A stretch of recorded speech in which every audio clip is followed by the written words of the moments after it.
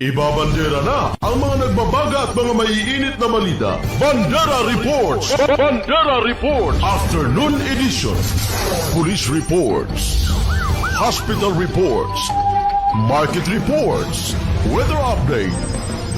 City Hall and Capitol Reports. Local, regional, national, and international news. Bandera Reports Afternoon Edition. And now, here's your anchorman.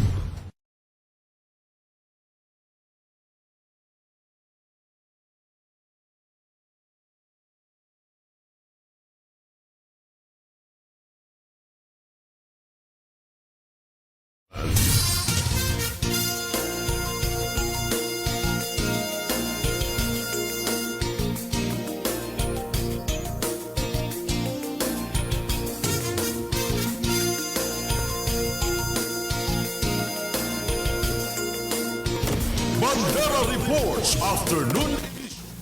Balitaan sa Radyo Bandera, Cotabato. Bandera Reports Afternoon Edition. Iligal na baril na recover sa paghahain ng search warrant sa Kidapawan City.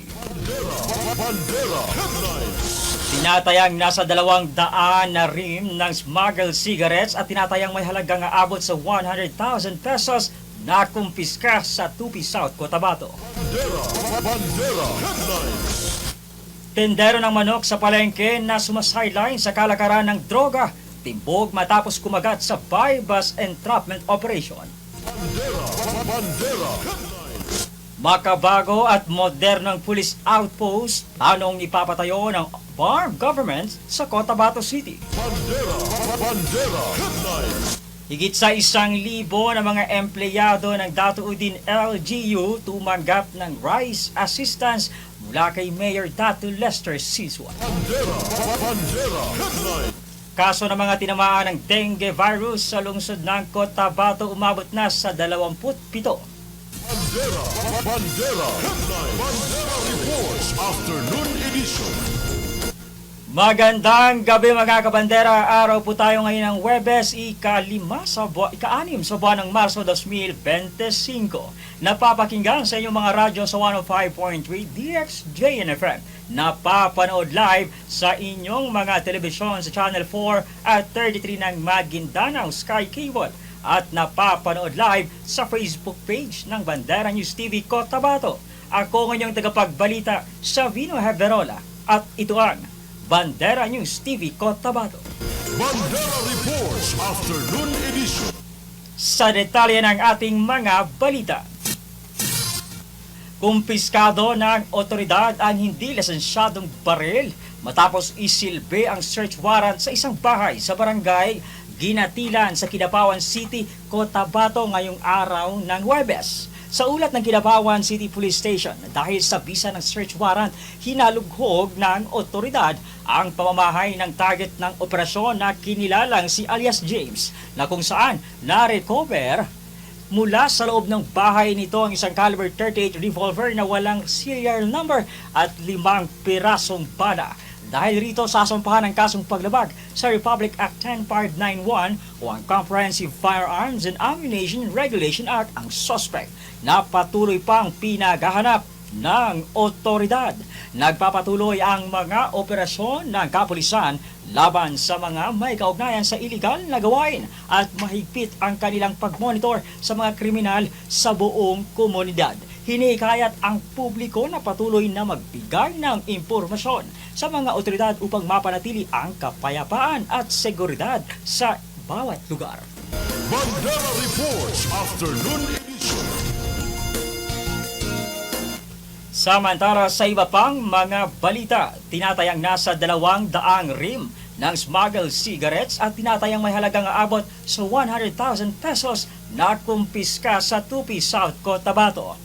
Araw ng Martes, ika-4 sa buwan ng Marso nang maharang sa inilatag na Comelec checkpoint ng otoridad sa Purok 1 Barangay Poblasyon Tupi, South Cotabato ang 68 taong lalaki na kinilalang si alias Jules na residente ng Barangay Crossing Rubber Tupi, South Cotabato.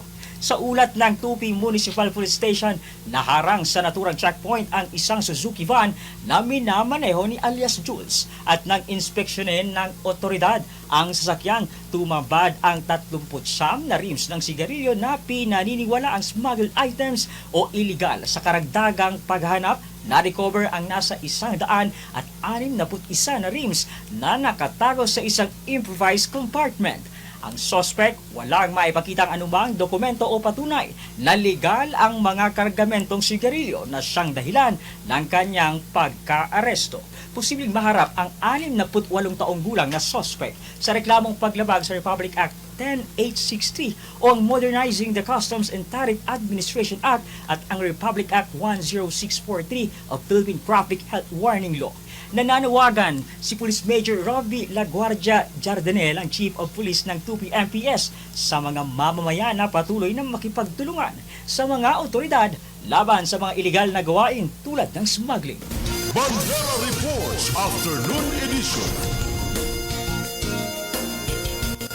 Samantala sa iba pang mga usapin, tindero ng manok na sa palengke na sumasaylain sa kalakaran ng droga at timpog matapos kumagat sa bypass operation ng City PNP. Himas rehas na ngayon ang isang negosyante matapos kumagat sa inilatag na drug bypass operation ng City PNP Station 3 sa parteng bahagi ng Mega Market, Barangay Poblacion 4, lungsod ng Cotabato. Base sa impormasyon mula sa tanggapan ni Police Station 3 Commander, Police Major Alberto Carrillo, ang suspect ay kinilalang si alias Edwin Miranda o alias Tuki, 48 taong gulang, may asawa at residente ng nasabing barangay. Ang nasabing suspect ay may pwesto umano sa nasabing pamilihan kung saan karneng manok at iba pang benta ang mabibili sa kanyang tindahan. At sa ikinasang operasyon ng otoridad, pagpapatupad ng batas, isang drug bypass operation ang inilatag laban sa suspect. Sa impormasyon mula sa operatiba, nakuha sa pag-iingat ng suspect ang isang silyadong pakete na naglalaman ng pinaniniwalaang shabu na may bigat na abot sa 0.1 na gramo na nagkakahalaga ng 500 pesos bilang object of sale. Samantala, napag-alaman din na dati nang nakulong sa kaparehong gawain ang suspect 5 taong nakalipas na. Nasa kustodiya na ngayon ng Estasyon 3 ang suspect at muling maharap sa kasong paglabag sa Republic Act 9165 o ang kasong may kaugnayan sa iligal na droga.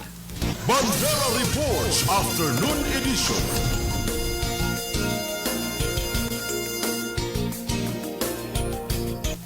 Samantala, usapin pa rin sa mga krimen, makabago at modernong police outpost planong ipapatayo ng Barm Government sa Cotabato City. Ito ang sinabi ni Ministry of Public Order and City Director General Attorney Al Rashid Bal na air-conditioned, may built-in CCTV camera at mobile type ang feature sa nasabing outpost. Layunin ng proyekto na dagdagan ang police visibility upang matiyak ang seguridad at kaligtasan ng publiko. Ayon kay Director General Bal, ang programang ito ay magpapatuloy hanggang sa pagsapit ng national and local election ngayong buwan ng Mayo 2025. Makikita sa mga nasabing mga outposts sa City Plaza, ang Sinsuat Avenue at downtown areas. Bawat unit ay pinondohan ng 1.3 million pesos. Posibleng madagdagan ng unit sakaling maging matagumpay ang eksperimentong ito, dagdag pa ng EMPOS BARMM. Bandera Reports Afternoon Edition. Samantala sa iba pang mga usapin, mahigit 1,000 na mga empleyado ng LGU ng Tatuudin Sinsuat Maguindanao del Norte nakabinipisyo o tumanggap ng RISE assistance mula kay Mayor Dato Lester Sinsuat. Sa pagtutok ni Riza Kamid, kabanderang Riza, ibandera mo. Bandera Live Report. Personal na ipinaabot ni Mayor Dato Lester Sinsuat ang kanyang tulong na rice assistance o bigas ngayong araw ng Huwebes sa mga empleyado ng LGU Dato din Sinsuat na kanilang magagamit ngayong buwan ng Ramadan. Ginanap ang pamamahagi ng bigas sa Tiyakap Covered Court Poblacion Dalican, Dato din Sinsuat, Maguindanao del Norte.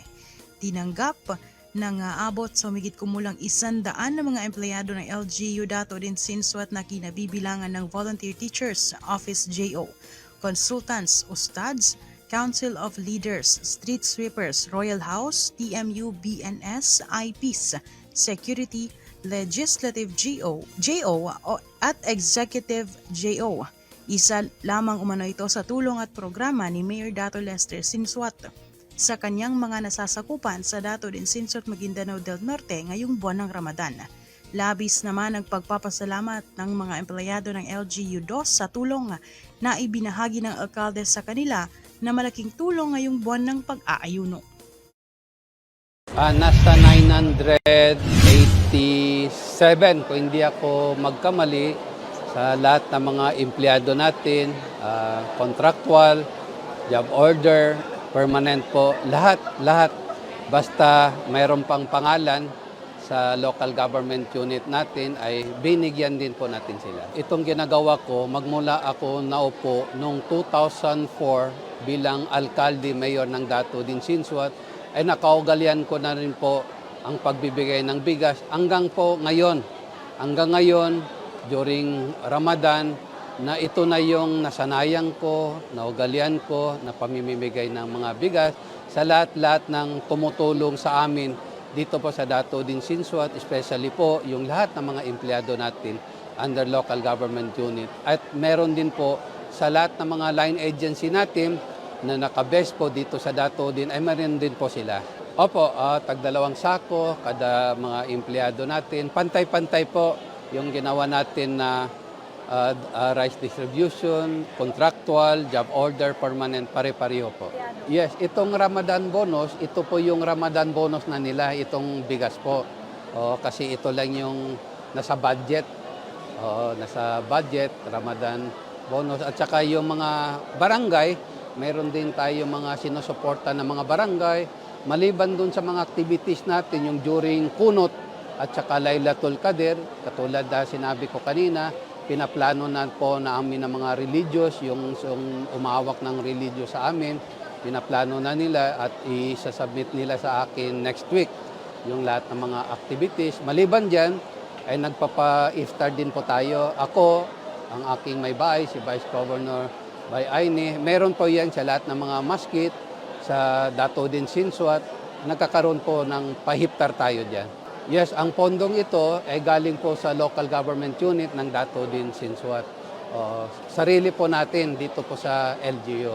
Kasi po, naisip ko na sila yung tumutulong sa akin, Jom. Kung hindi dahil sa kanila, hindi ako magsusurvive at hindi magsusurvive ang local government unit po. Magmula ako nung naging mayor, Vice Governor, na-maintain ko ito, lahat ng mga empleyado ko, ito na yung sinasabi nyo na Ramadan bonus, ito na yung pabigas sa aking mga empleyado. Dahil po ramdam na ramdam ko yung pagod nila sa kanilang mga trabaho. Sulit na sulit naman po yung binibigyan nila na mga tulong sa akin. Kaya ako naman, parang sinusuklian ko na yung at saka number 1 talaga na yung pahala natin. Dahil sabi nung nakakaalam dyan, mga ustad, lahat ng ginagawa natin sa Ramadan, times 70 lahat. Kung may piso ka na binigay, times 70 po yun. So napakarami po ang ating kayamanan dun sa kabilang mundo. So yun yung sa akin. At saka hindi lang po yan, kung mapansin ninyo, meron po akong nahingi ng mga cash assistant. Dito sa month of Ramadan, kaninang umaga, nakita ninyo, mayroon tayong cash assistant doon na binigay po ni Senator Mampia Cayetano at marami pa po tayong mga cash assistant na hindi lang po bigas. Ang instruction ko sa MDRMO natin dahil nagbigay po ang Malacanang sa atin. Tandaan ninyo, nagbigay ang Malacanang, nagbigay si Senator Revilla, si Senator Lapid, si Mampia at saka si Senator Mark Villar. Nagbigay po sila ng mga financial assistant. Ang instruction ko sa MDRMO natin, kung sino yung nahihirapan, sana yun ang makaabel. Yung walang mga trabaho, basta nasa paghirap yung kanilang kabuhayan, yun yung ipa-priority ng MDRMO natin. Sana po kung sino yung makarinig, puntahan niyo si Moni Sali Ayaw, magpa-register kayo. Dahil napakarami po ang tumulong sa atin dahil sa pinayagan po ng COMELEC, ang AIC at saka TUPAD na mamimigay before 10 days before election. O kaya nakikita ninyo, ang dami-dami pang mga support na financial dahil po sa binigay sila ng exemption ang DSWD at saka DOLE po. Kaya tuloy-tuloy yung pagbibigay natin at sa tulong sa kanila. Yes, yung sa akin naman, mapa-red ka man, mapa-blue ka man, mapa-green ka man, lahat-lahat po pantay-pantay. Basta ang instruction ko sa MDRMO natin, yung lahat ng nahihirapan, sila yung bibigyan natin ng tulong, ng financial assistance galing po sa ating mga boss sa taas po. Yes, sa aking mga kababayan, taga-Dato din Sinswat, so enjoy natin yung Ramadan. Itong Ramadan na ito yung pagmamahalan, pagkakaisa natin. Sana po tuloy-tuloy na ito. Pagkatapos itong Ramadan, matapos man ng Ramadan, ituloy po natin kung ano yung nasanayan natin sa buwan ng Ramadan. Tuloy-tuloy po yan para makaiwas tayo doon sa mga sinasabing na mga harassment, makaiwas tayo sa gulo. Lahat maiwasan natin dahil itong Ramadan na ito, pinapractice tayo kung paano maging mabait, hindi makasalita ng masama. Yan po, pinapractice natin. Kaya sa mga kababayan ko, magtulong-tulungan tayo, magkaisa po tayo. Enjoy po natin. Happy Ramadan sa lahat natin po sa Dato Uding Sinswat Municipality. Bandera Reports Afternoon Edition.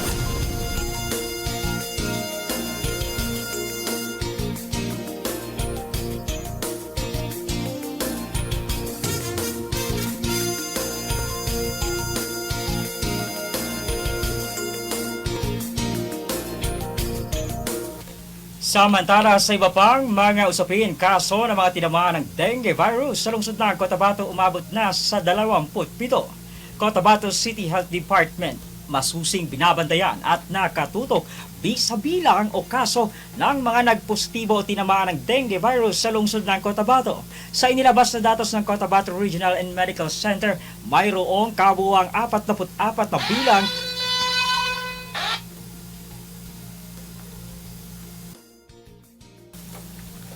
Sa inilabas na datos ng Cotabato Regional and Medical Center, mayroong kabuuang 44 na bilang ang naitalang nagpositibo tinamaan ng dengue virus at naisugod sa nasabing ospital. Mula sa nasabing bilang, 27 sa mga ito ay mula sa Cotabato City. Maguindanao ay nakaatala ng 9 na bilang. Sa Lanao del Sur ay 1 naman. Sa North Cotabato, 3 at mula sa Sultan Kudarat ay may 3 kaso at 1 ang hindi pa natutukoy. Ikinababahala ni City Health Officer Dr. Harris Ali ang mataas na bilang na nagpopositibo mula sa lungsod ng Cotabato.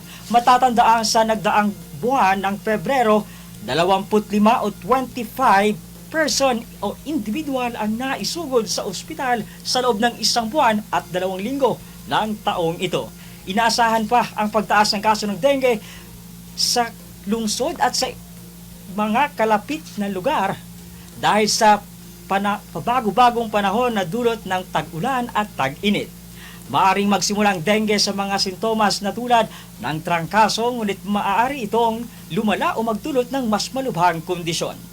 Kaugnay nito, tiwala si Dr. Ali na kayang makontrol at maiwasan ng dengue virus. Aniya katuwang ng mamamayan ang buong health sector ng lungsod at ang lokal na pamahalaan sa mga hakbang na puksain ng dengue sa bawat kabahayan na ugaliing maglinis at magtanggal ng mga tubig na pwedeng pagmugaran ng lamok. Bandera Reports Afternoon Edition.